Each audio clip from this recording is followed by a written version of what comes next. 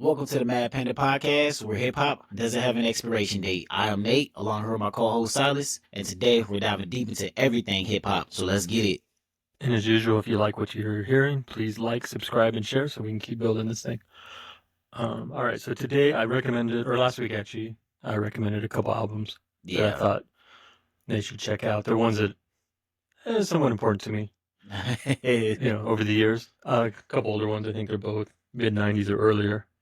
So, we'll save the best for last. Oh, yeah. That was the most interesting one for last. I was going to do the same. Let's start with X-Clan. Okay, X-Clan. Okay. So we're going to start with the first X-Clan record, one of my favorites of all time. It's To the East Blackwards. So before I say anything, just what was your impression of it? All right, so my impression of it was definitely pro-black. Yeah. So with that, there was a lot of funk and a lot of samples that you told me that I might be familiar with some, but there was a lot throughout that whole project where even like when that album came out, most of those samples had already been used. So they, and I think I told you that I saw an interview recently of him. He just said that basically he knew what got people moving, and so he just was using those. Yeah, because he had been a DJ prior to that. So well, I mean, it worked because I mean, and especially the way the album cover looked, I thought it was gonna be more, which is like dark, kind of like a Public Enemy type of vibe. However, it was actually, like you said, it was moving. You know what I'm saying? It had me dancing a little bit. You feel me? And who was a guy who was like Professor X? Is that him? You sissies? Yeah. It was like this, and then they kept throwing me off with the red, white, and green. Yeah, they kept like throwing it because he'd be like red, white, and I say blue, and then like green. I'm like, oh yeah. You remember the flag? Yeah, right. I was like, it's different. It's different.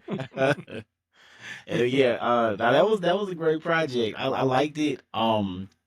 It did kind of, what you call it, run on just a little bit longer towards the end. Okay. I think there was like one song, or there was like one or two songs, I can't remember, but it was like it felt a lot longer than what it should have been though. Okay.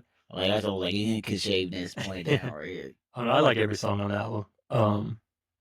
Yeah, and what did you think about Brother Jay's voice? I told you I think his has one of the best voices in hip hop. Like he's nice with it. Smooth and a good flow, and he writes the beat very well. Yeah, he did. Yeah, he had a great voice. He had a great voice on it. Let me see. Do I got anything else on that one? Actually, yeah.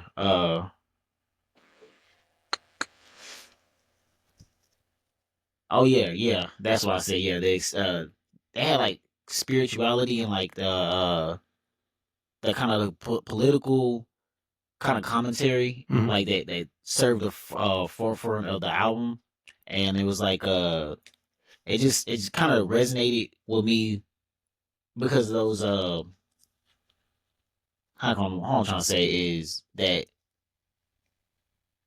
it felt like it was giving me a fun history lesson, pretty much. Yeah. In a way, that's what I'm trying to say.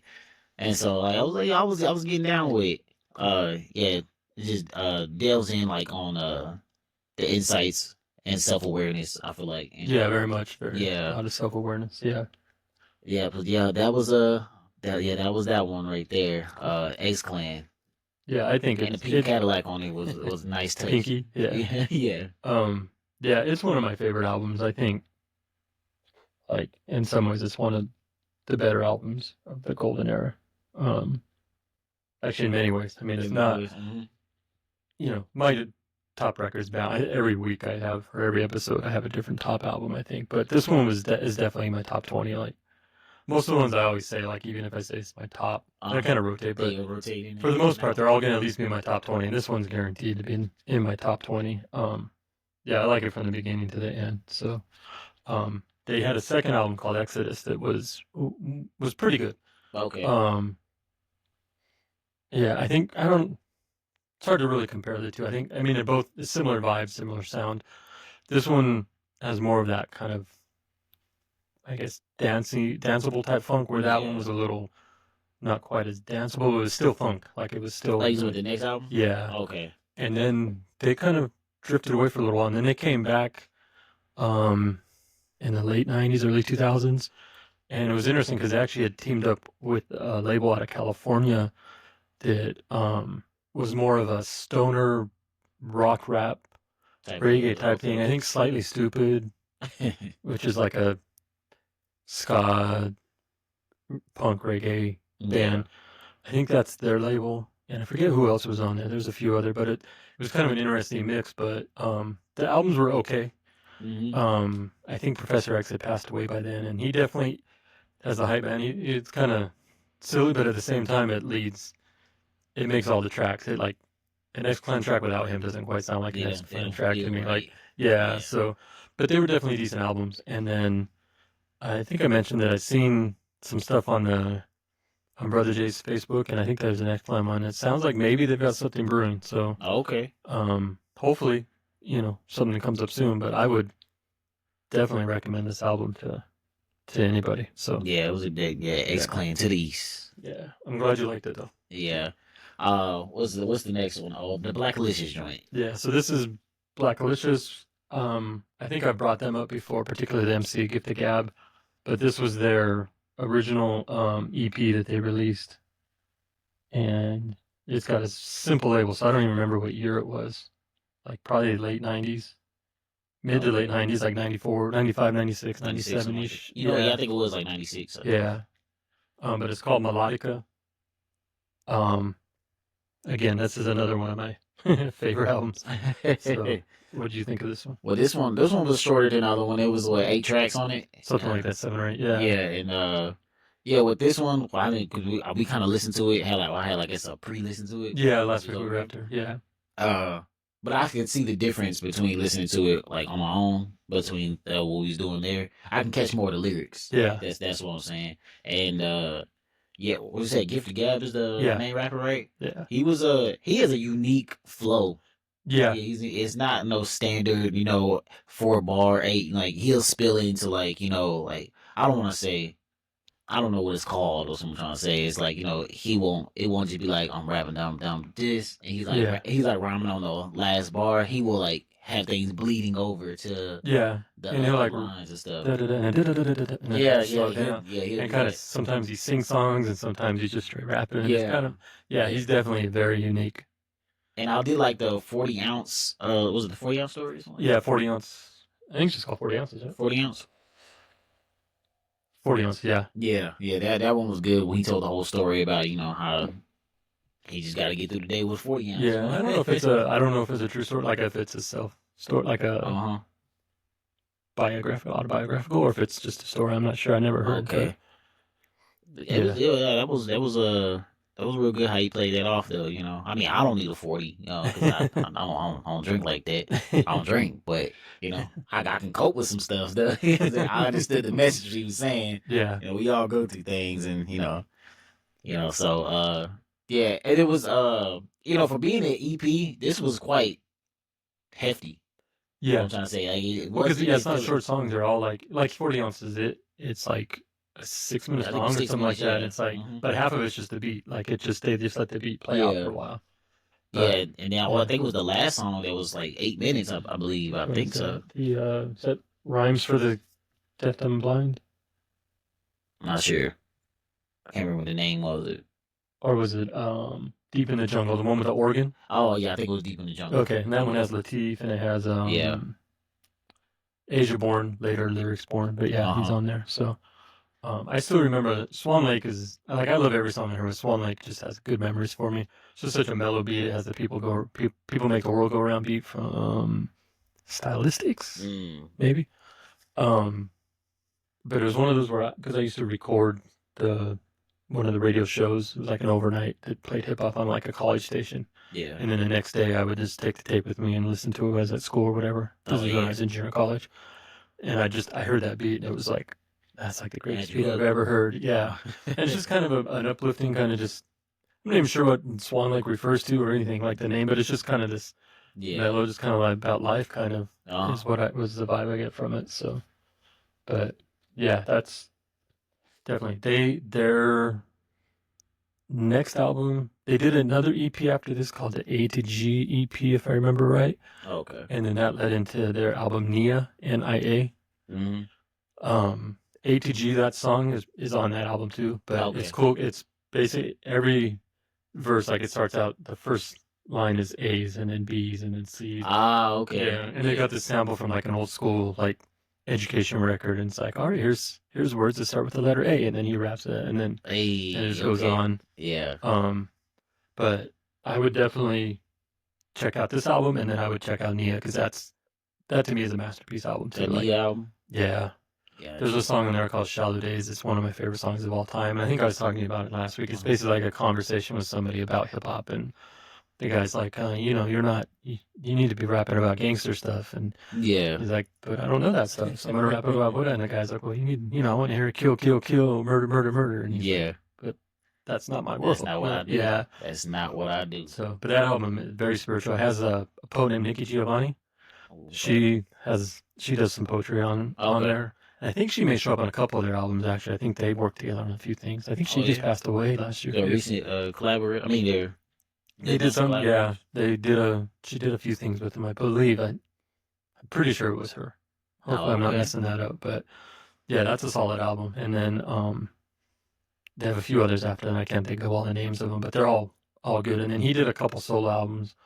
They weren't quite as good in my opinion. I think because the beats on all the Blackalicious are by Chief Excel. Yeah. And it just works. It's more funky, more soulful. Yeah. The other stuff he kind of played with different things. And there's some good songs, but there's some not. But unfortunately, he passed away a few years ago, maybe 4 or 5 years ago, from complications from diabetes. So, yeah, so unfortunately lost him. But Lateef, the True Speaker, was part of their crew, this Soul Size crew, put out an album that just came out at the beginning of this year called something that I can't remember. But he actually had a track on there that had Blackalicious on it that they'd recorded during the pandemic prior to him passing away. So, that's cool. So that was cool, getting at least one more verse from him. So yeah, so that's cool. I would say with this one little gripe I had with the Blackalicious album, Melodica, was I feel like this must have been kind of like pre.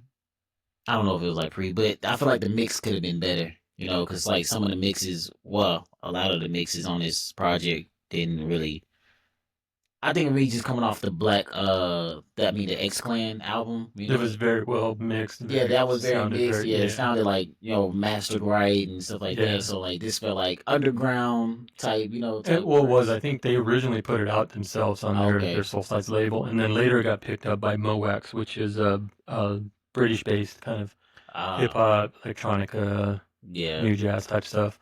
And they put it out, but I think they pretty much did it all themselves. So it was really probably. So it was like no major label help. No, not initially. I think later. I think the Nia album was on a bigger label, and I can't remember what it was on. But yeah. So no, I can see that. It definitely does have that kind of raw. Yeah, it was like raw, which I kind of like though in myself. But I get it though. Yeah. Yeah, it's just like I mean, I like it sometimes. Well, I ain't gonna say sometimes. I like when it's. I like it at certain moments when it like the rawness of it, you know what I'm saying? But yeah, for most part that it just felt like it wasn't really like mixed all the way and stuff like that. Like, cause I feel like in some ways the beat should have been a little louder. Yeah. You know what I'm saying? Or what can I say? That there's a gift to gab, right? Mm-hmm. Yeah, his vocals should have been turned up at certain points. Yeah, you know what I'm saying? Yeah, I get that. You kind of can miss a couple words here and there, and like what he's saying in there. So yeah, but I think partly because like me coming up in '80s, '90s, and listening to a lot of underground hip hop, where big cats were just recording straight to like cassette 4-tracks, old Tascam 424s, and mixing them down. Yeah, my ear kind of grew to that. Oh, okay. Where I think if you didn't start listening to hip hop till later, a lot of stuff like you would listen to, it came out through probably major labels, like DMX and all that stuff. And then nowadays it's like you can do something that and it sounds professional. So so it's probably one of those things like if I'd never heard the album before, and kind of the same as you, like younger and like grew up, it would probably point that out. But for me, I kind of grew up on that, so it's like it's just part of it. So okay, yeah, I think that's what I got to say about that joint right there. Blackalicious Melodica. And now we're going on to something interesting. Let's let me get my notes out for this one. I like this album. Separate different notes for this one. Stop it all. All right, so this is Dr. Octagon. I don't know. Hopefully you guys are familiar with this, but it's Cool Keith, who you should be familiar with if you're a hip hop fan, because he's been doing stuff for close to 40 years now, nonstop, and just released stuff recently. So, and has worked with everybody. He was originally with Ultramagnetic MCs, then did some solo stuff. But this one in 90 is the reissue, doesn't have the original date, but I think it was like 94, 95 ish. Oh, okay.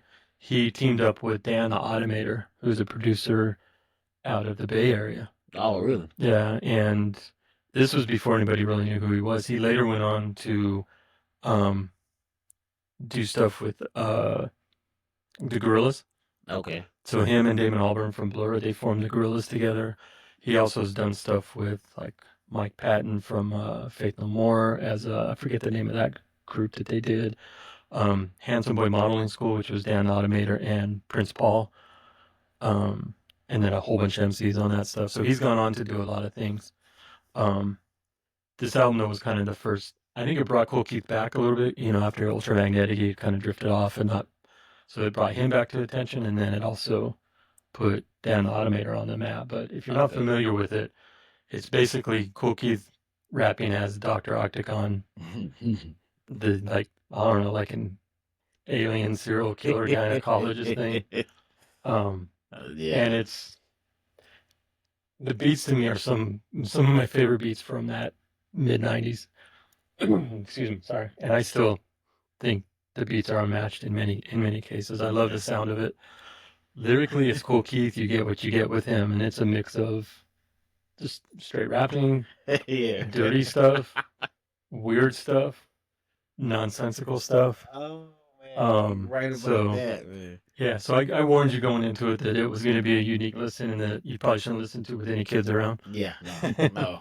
So take it away. So let's start off with the first track, the intro. Man, okay, the intro sets the tone on what this album's about to give you, and it starts off with him. I guess it's an adult tape going on. And you don't really realize it at first. So I'm thinking it's like a doctor meeting a patient type thing, and then it just goes left real quick. I mean, Is that the one where the lady's getting examined by the doctor? Yeah. And yeah. And it's like a female doctor at first, and then the voice changes. Is it that one? No. Oh, that one's later. I think that's one later. That one's later. But yeah, it just turns into something else, and then it turns into an adult, tape. Yeah, it's got a bunch of porn samples on here. Yeah, and so I was just like, okay, like I was kind of a little like shocked at first, you know what I'm saying? Because it was like full on, like you know what I'm saying. So I was like, okay, and then we was getting closer to it. We follow up with I can't remember the next song. 3000. Yeah, 3000. 3000. That's like a good straight. That was a good song. Yeah, that was a real good song. I would say with Cool Keith, or I guess Dr. Octagon in this scenario, just bizarre. That's the word I think when I hear bizarre. Yeah. Because man, like when he rhymes, first of all, it's not even rhyming. Let me say, he was like, because it was a point where you listen to music and you listen to a whole album. There's points where you start to drift off in your mind or something like that. Now with this, he'll catch your attention. Because you never know back. what he's gonna say. Yeah, he'll catch you right back. And he was like, I forgot exactly what he said, but he was like just rhyming. He was like, "Yeah, I'm mad, forehead, ground, skeletons, aliens, something." And it was just like all in the same bar, and I was like, "This don't even rhyme. This don't make no sense. Where in the hell is he getting these ideas at?" He's always been out there. I mean, even if you listen to old Ultramagnetic, Critical Beatdown. I mean, that album it's a little more straight, just kind of old school '80s type of rhyming, but it's still. And his, like you said, his rhyme patterns, they don't always rhyme. No, they don't. But they don't sound bad though either. Yeah. It's not like in a bad way. It catches you off guard completely though. But it does flow, and I mean, just from a technical skill, I think there's few rappers that could really hold their own against him just from voice technique and all that. Lyrically is another story, but just his straight technique and the way he can ride a beat, the way he can flip around and stuff. Yeah, that's right there, man. Yeah, and the lyricism of him. I don't want to call it lyricist because I wouldn't know what to call it honestly. I mean, Yeah. because you know, we crying lyricists is like being like some like introspective like type of just great thinkers and stuff like Yeah. that, and like you would never be able to come up with these words. And it's like, yeah, he's all that. You would never become like you would never put these words together like this. You know what I'm saying? Yeah. And it's a part where he battles like not battles, but he juggles, you know, serious moments like, and I'm saying serious moments in the aspect of like within like 4 bars or something like that, he'll juggle a serious moment and then slap you in the face with some Something wild stupid. wacky, yeah, with some wild wacky stuff. And it's like, okay, he spit easy. What did he just say? Yeah. What did he just say? And it was like something about a gorilla or something like that. He come, man. Yeah. I was like, this guy is bonkers. I feel like I mean, I don't know if he actually did or not, but I feel like he definitely inspired people like Tyler the Creator because Oh, I'm sure he did. Yeah. but even Tyler, I don't think was going this like, you know, this bizarre. You know what I'm saying? I don't think Tyler ever went this bizarre. Yeah. And oh my goodness, yeah, yeah. And with his the production, like you were saying, the production of it was very, very solid. I was actually surprised on that, especially the way it starts off from the intro. Mhm. I'm thinking it's about to be like a abstract type of, you know, just kind of like weird. But it was some solid hip hop beats in it. Yeah, most of the beats are just straight like break beats and Yeah. and bass lines, and then you got DJ Kubert, who is in the world of turntablism is a god. Basically, he's one of the top like turntablist yeah. DJs. He's up there with, like with Mixmaster Mike and Okay. a bunch of other. I'm drawing blanks right now, but yeah, DJ Kubert is one of the top DJs, especially at that time. And so Yeah. to have him in there cutting, and there's like the one song I was alluding to is I think it's Visit to the Gynecologist, and it starts Okay. off with like a female patient being Mm-hmm. examined by a female doctor whose the voice is obviously not. Yeah. And basically at some point he's like, you know, Yeah. they go at it. Yeah. But then he starts cutting those like the sounds of from Yeah. the movie, like, you know, and Uh-huh. he's like cutting them along with the beat and stuff, and it's just like crazy. Like, Yeah, it is. yeah. It's kind of like funny horrorcore type rap and Like to me, though, I don't even really think it's horrorcore, but I get it's kind of leans that way, but it's still Yeah. kind of its own thing. yeah, that's what Like- I'm saying. It's its own thing. It's like its own world, pretty much. And that's what I'm gonna get. It did the he did a great job on creating the concept of this album and Yeah. creating a whole world around it. Like it don't feel like it's just an album with the concept behind it. I Yeah. feel like it's actually a world you are stepping in that you are very not familiar with. You know, you want to get out of. Yeah, But yeah. at the same time, you want to kind of stay and You're see what's still going to interested, happen. yeah, Yeah. You're still interested in it. And man, yeah, the persona of Dr. Octagon, I really couldn't pinpoint what it was at first. Like, what he is he? You know what I'm saying? Because I know because he was saying that, you know, he's a gynecologist, right? Yeah. But at the same time, he was like this shapeshifter or something like that Stuff too. that I It don't was even like, know half the time. yeah, something from outer space or something. And I'm like, yo, what is going on here? And then it was like then the skits too. The skits was wild. The skits was wild. Yeah. Not only the adult films in there, but then just like Yeah. the random just talking, like there was just like it's like, wow, there's a horse in the hospital or something like I know. that. I was like, The one he's like, he's got bees in the rectum. Or oh yeah, something. he I'm got like, bees in it. I was like, what? you know, you're like, that is stupid, but at the same time, like, you just laugh about it. Like, yeah. Yeah. It's definitely, I don't think there is any other album that is comparable to Yeah, this to this- album in all of hip hop. It's like its own Yeah, thing. Like, yeah. there's others that are just as crude, and there's others that are just as weird, but This one this one just it's its own thing. Yeah, this is his own thing, Yeah. man. And yeah, and oh, what else I got here? Yeah, oh yeah, so yeah, even in the Spanish parts, or whatever like that. Oh yeah, where he's like talking in Spanish. Like, Yeah, and I'm like, okay, so I wrote it down what he said in there. He said, "Yo quiero girl, that's a mermaid with 85 babies that all speak Spanish. Yo tengo mucho tiempo porque mi amor es grande y loco y fantástico and broken like a yo-yo." And pretty much what that translates to is, I want a girl that's a mermaid with 85 babies that speak Spanish. I have a lot of love because I have a lot of time because I have big love and it's crazy and fantastic and it's broken like a yo-yo. And so yeah, and I was just like, what? You know what I'm saying? Like, it's like, what? See, it just don't, like, like a Well, it doesn't mermaid. like, You know what and I'm you saying? saying it doesn't do it justice. Like when you hear him say it, though, it's Yeah. like even I never knew what he said. I never bothered to translate it, but it always was like that sounds awesome. Yeah, yeah. I know. Don't, it sounds good. It sounds Yeah, good, but it was just like, it's just like, yeah, like what? yeah, Like you want, okay. And then, like, I mean, just for him to think about that, like, yeah. The you want things a that he mermaid comes of up all with, people, like yeah. 85 babies that all speak Spanish. A mermaid is speaking Spanish and stuff like that. It's from South, could be from the Yeah, Gulf of Mexico. it could be. Yeah, So, could be over there. But just what is he thinking on? You know what I'm I saying? I know. feel like he had to be high as hell when he made this.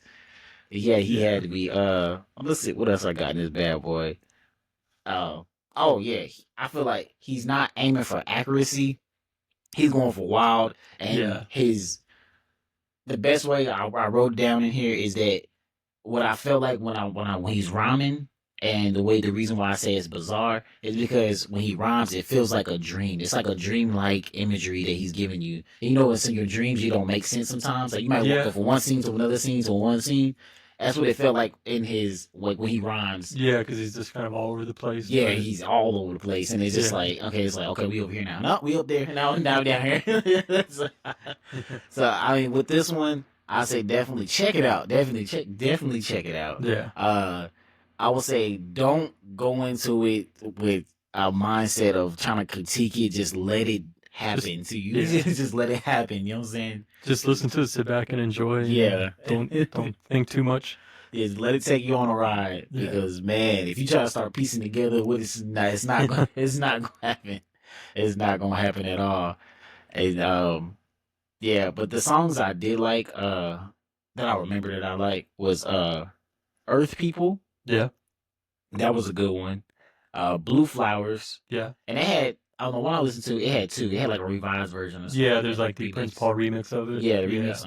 I like the remix better. I think if I remember right. Okay. Yeah. And then I don't know how to say this, but half shark, Half alligator, half man. Yeah, half man. Yeah. His cousin, it's all was it put together. That's why. Mr. Gerbeck?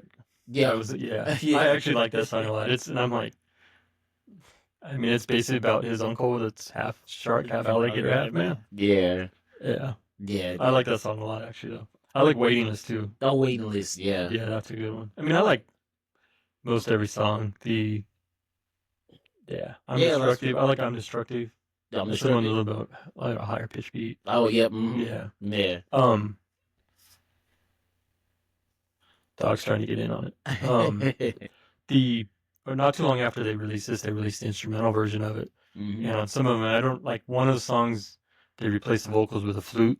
Okay. Which is really cool. But one that, and I think it's I'm Destructive, they take out the lyrics, but they put in an interview of Ed Camper, who was a notorious serial killer in the late 70s, early 80s. Okay. And it's basically him talking about killing some of his victims. Wow. Like, yeah, and he just starts, it's like this one where it's like, my mom was sitting there in the front, on the couch, and I'm out in the car killing her friend or something like that. Wow. But these are real, stories, like real interviews of the actual Ed Camper. I think that's his name. There's a HBO show. I mean, you said they had a flute over it on the one beat, not that one on it. How about that? So instead of vocals, they just played a flute over it. But then on this other one, they pulled in that. I think they did some similar things on some of the other songs, but those are the two I remember. So okay. And then I think when we talked last week, I told you how the record label kind of pieced together some outtakes and dropped a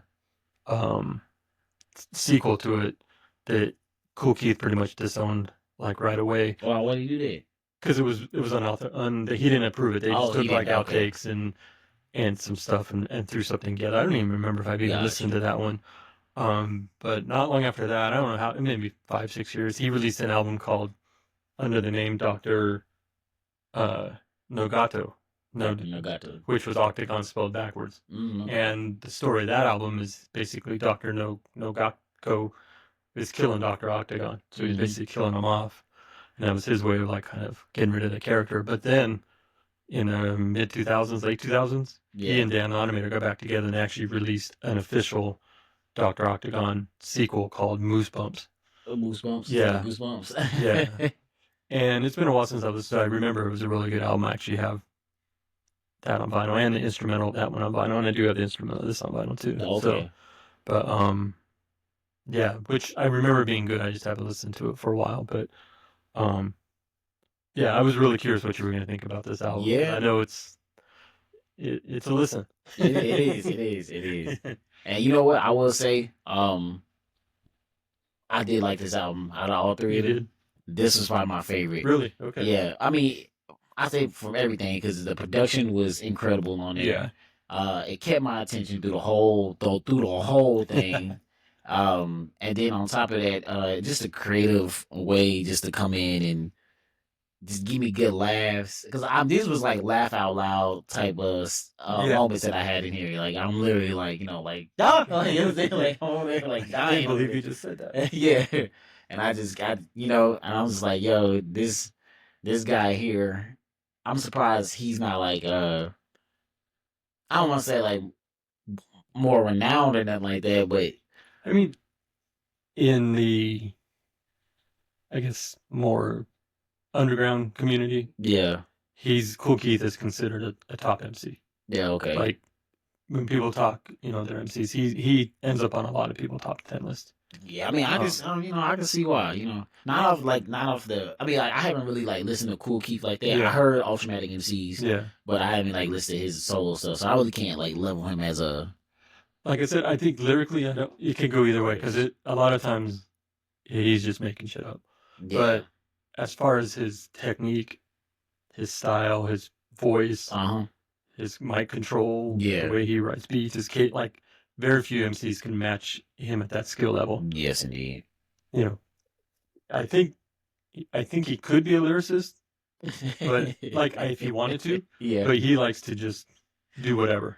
I think he likes the fact that I think he likes being kind of wacky and like unpredictable. And that's cool, man. Yeah. You know what I'm saying? Like he being himself, Yeah. and diving into these other characters, which showed me his ability on like his acting range. You know what I'm saying? He definitely has some kind of acting abilities in there. You know what I'm saying? Yeah. To go into the mind state of these characters, and I feel like he fully develops the characters. It don't feel like he's playing. That's one thing. He don't feel like he's playing a character. I feel like you actually watching this character. It's kind of like a method actor, right? Yeah. Where he becomes what he's doing. Yeah.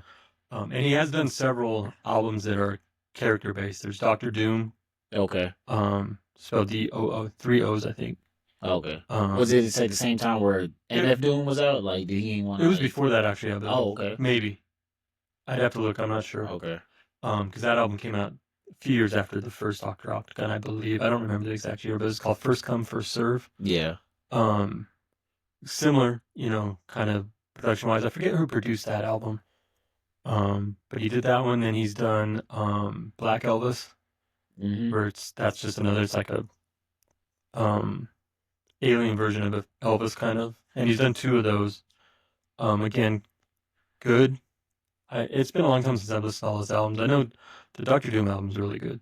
Yeah. But he's just done a ton of other stuff. Like if you go to like his Discogs page, I think I've shown you that last week. He's probably got 30 full-length albums on there. Yeah, you showed me. I would guess on that, like at least that many. And so one of the problems when you have that much output, there is a lot of crap out there. Yeah. But I think every album he's put out at least has a couple gems on it, though. I would venture to guess. Okay. Yeah, I know he did an album with Ice-T. That's all basically about pimping and stuff like that. I mean, obviously, it's just kind of. Ice-T. In fact, I think it might be called the Pimp Brothers, maybe. Okay. Maybe, I don't know. I'd have to look back and see. But yeah, if to get into Kool Keith, I would start with Ultramagnetic MC's Critical Beatdown, and then I would do Dr. Octagon. And if you like what you hear, then just jump in head first and just start listening to everything. Yeah, I mean it's from critical Beatdown to Dr. Octagon is feel like 2 totally different people. It is because 2 totally different people. Well, though, Ultramagnetic, there was 3 MCs and a DJ. Yeah, and it's more of a old school kind of 80s hip hop record. But you can still see the brilliance in his rhyming, and even the whole group, like Said G and I can't remember who else is in that group off the top of my head, but he was the one who was like, "It's the K, rhyme with double O, put in the L and it's ready to go." Yeah. Yeah. Okay. Yeah. Cool. Yeah. Okay. Yeah. Yeah. Got you. But yeah, overall, Cool. this was a solid album, man. Honestly, I give this album probably like a 9. It was like I said, Cool. the beats on there Yeah. was amazing. Production level, it was all crazy. Um, it it balanced out the lyrics because the lyrics was everywhere. Yeah. And so just having, I guess, a solid foundation that you can at least come back to with the production models was definitely a good thing to have. Yeah, it's definitely a good pairing between the two of them.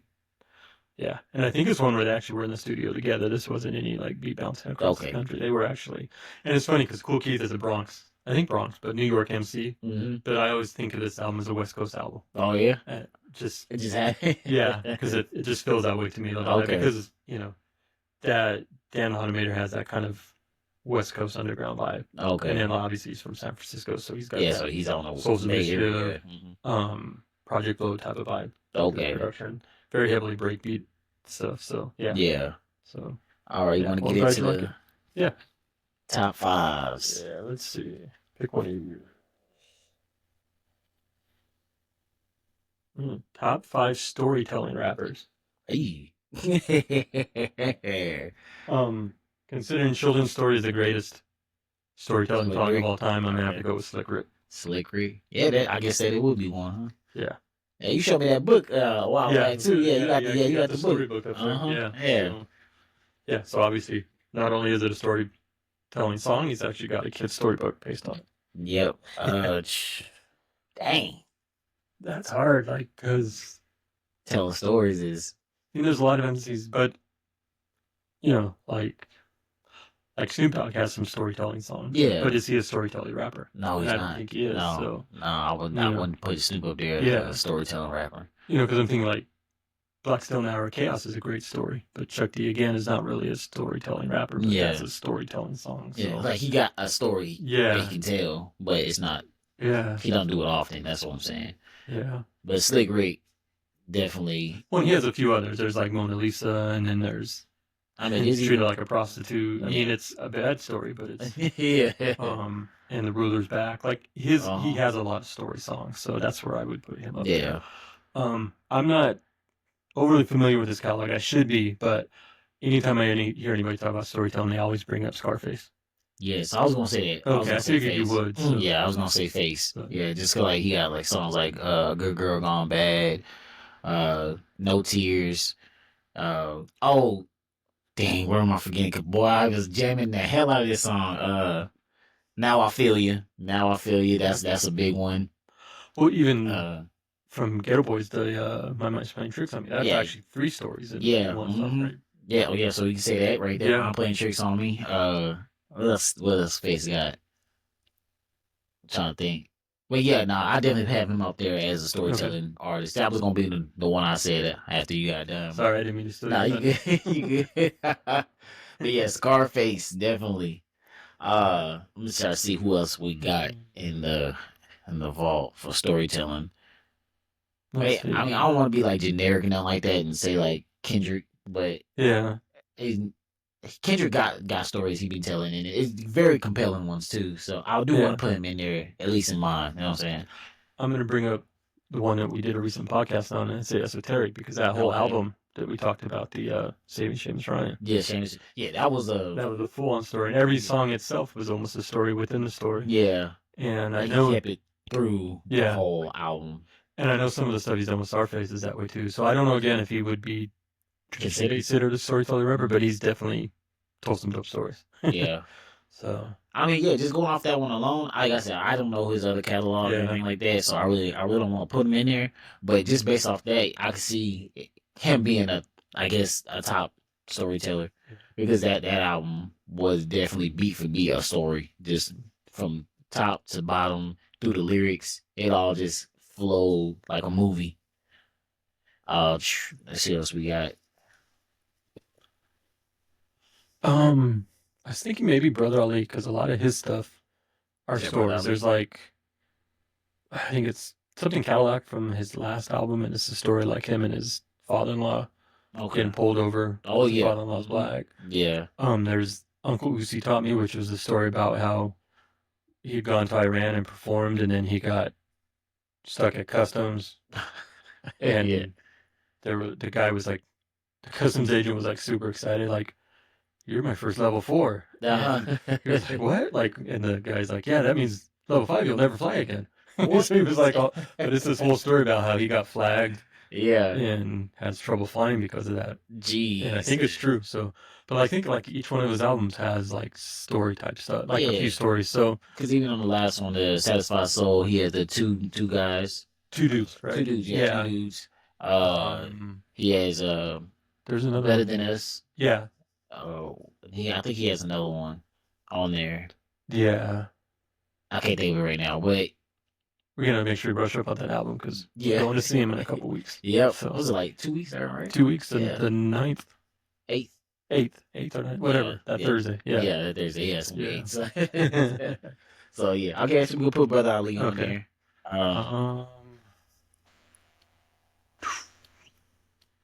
I mean, I say J. Cole.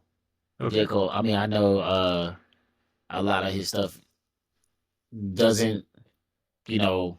I mean, people listen to Cole and they listen to his most famous stuff, but he has a lot of storytelling songs out there where Okay. he can very well articulate his thoughts on there, which is like, one, which is For Your Eyes Only.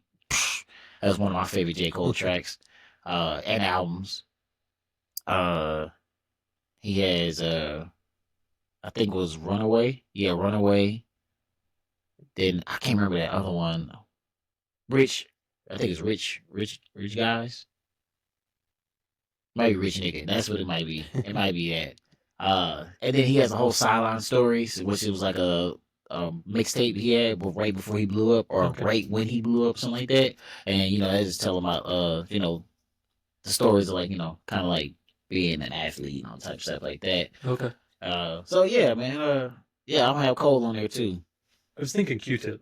Q-Tip. Okay. Like early on, they had like I Lift My Wallet and El Segundo's a story, or Pubic Enemy. Pubic Enemy. Yeah, which is kind of like there's a couple little stories in there. And Definition of a Fool kind of tells the story of like drug dealing and stuff like that. I'm trying to think on other albums. I know there's other stuff like Infamous Date Rape that are kind of not full on stories, but definitely stories within the lyrics and stuff. But I think, like I Left My Wallet in El Segundo was a full on story. I don't know if you've heard that song. You should have. Yeah, I did hear it. Yeah. No, mate, go ahead. I was gonna go to another one where you can make non-comment on Q-Tip. Yeah. Oh, no, I was gonna go to another one. Okay, go for it. Yeah. No, a lot of people might not, really care for him, but or like him. But Jordan Lucas. Okay. Jordan Lucas is definitely, honestly, I put him above Kendrick and Cole with storytelling. Okay. Storytelling abilities. Yeah, definitely, I put him above them because I feel like every song I hear from him is a story. Really? The only one I know about him is Will. Will? The one about Will Smith. Oh, that's Lucas Joyner, right? Yeah. Okay. Yeah, Jordan Lucas. Joyner Lucas, sorry. Yeah. But yeah, even that one was like a pseudo kind of. Yeah. It was telling the story of Will's career. So yeah, but he has Keep It 100, which is pretty much it's a song. The whole song is about you are in the eyes of $100 bill, and you getting passed around and seeing how money kind of like flows through people, and sometimes it can rotate right back to you. Okay. So it goes like from the cashier clerk, then the dude comes and robs the cashier. He gets the 100. He spends it at a strip club. The stripper gets 100. She spends it at I forgot somewhere else, and then the pastor gets it.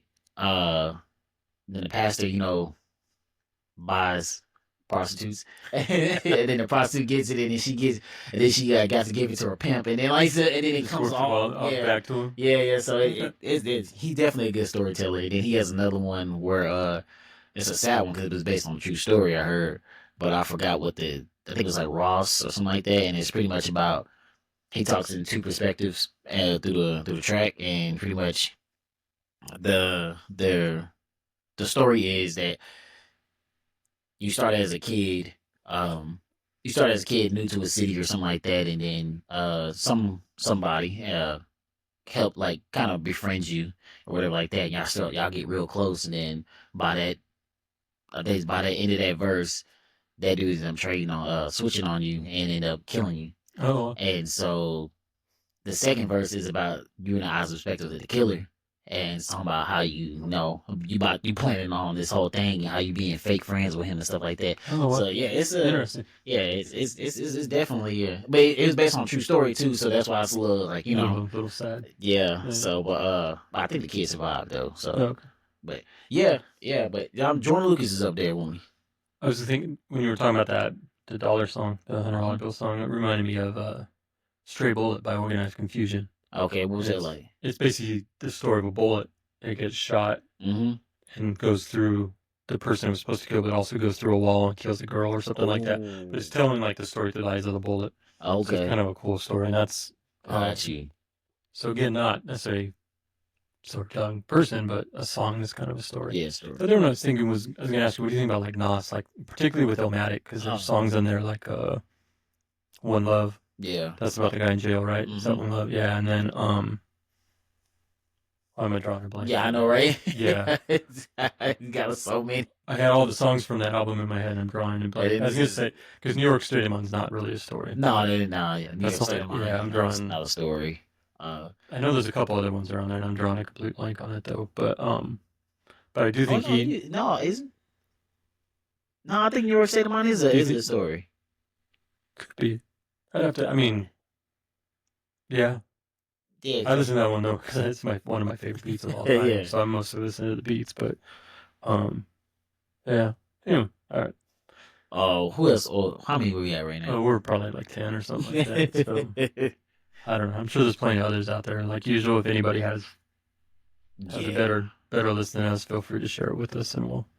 Yeah, because I'm pretty sure this. I mean, all the time we always probably missing somebody completely obvious. You know what I'm saying? It's like you're not saying it. Because I draw a complete blank. Yeah. As soon as these bands pop up, and it's like all my logic went out the window. Yeah. All right, let's step over to our recommendations or what we're listening to this week. You want to go first or? Yeah. I'll just keep mine short. Let's see what I had in here. Oh yeah.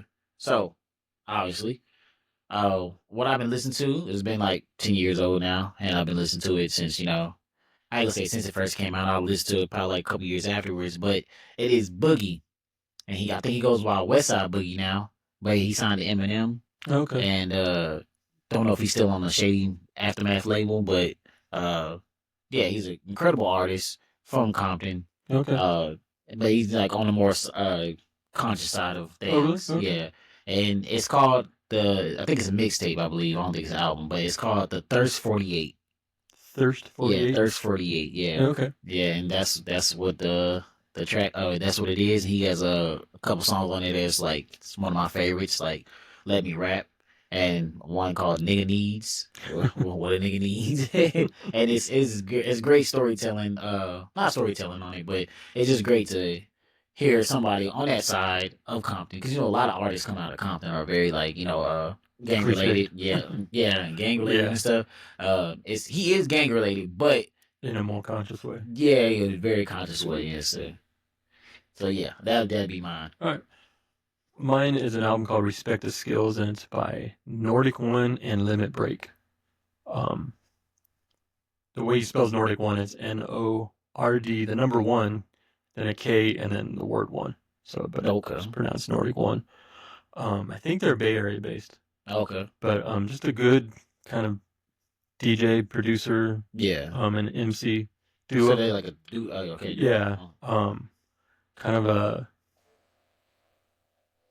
West Coast boom bap style, kind of that more funkier breaks and stuff like that. But just a solid album. I've listened to about half of it so far today.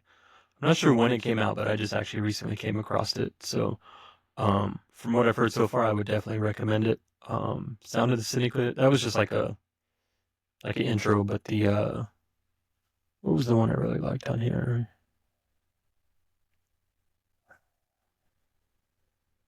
Yeah, I can't remember. I'm so bad at this.